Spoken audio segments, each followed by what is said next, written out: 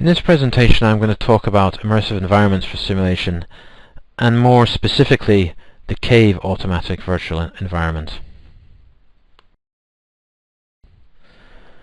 So the Cave automatic virtual environment is basically a sort of room that you go in, and there's projectors on the ceiling, on the sides, and sometimes on the floor, so that you can kind of be artificially put into any environment that you can project on all of these different these different surfaces.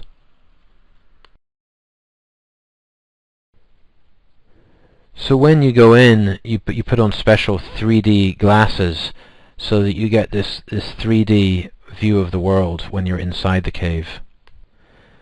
And objects and views are projected, and you can walk around just like you would in the real world, and it's clearly very sophisticated. And the movement of the user is tracked so that everything looks correct from your perspective.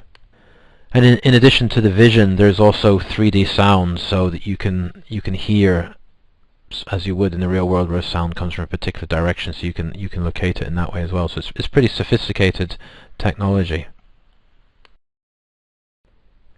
If you follow the link on this page, it takes you to a short film clip of an example of a cave in the University of Kiel, and you can use this for kind of virtual patient type scenarios, as well as they have another use of it where you can show a molecule and kind of walk around in it and look at it and almost touch it. So this is an example of an application of this system.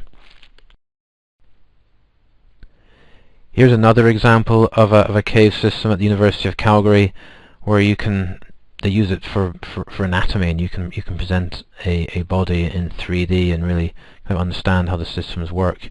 So there's no video, but if you go follow this link, it will tell you a little bit more about it and what they use it for. And here is a final example of a cave system that's a bit more closer to home for you guys. So it's called a Wide Area Virtual Environment WAVE, and it's housed at the National Capital Simulation Center in Washington, and they can project all kinds of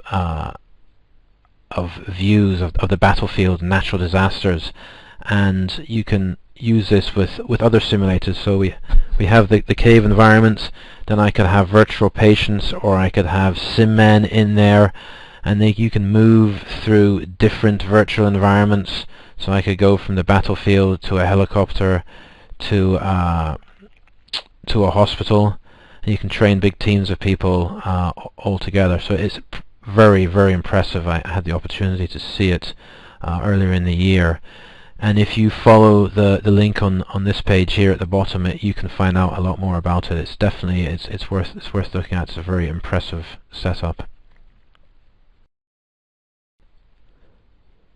The use of virtual environments has some real potential for simulation, but clearly they're costly to develop and they're costly to run. They haven't, I guess, the evidence in terms of what the added training benefits of these systems hasn't been looked at yet, but that's something too, because obviously we want to avoid simulation for the sake of simulation, and there has to be some benefits of this type of training. But I think it's really exciting, and it's really interesting to if you get the opportunity to see one in action. So thank you.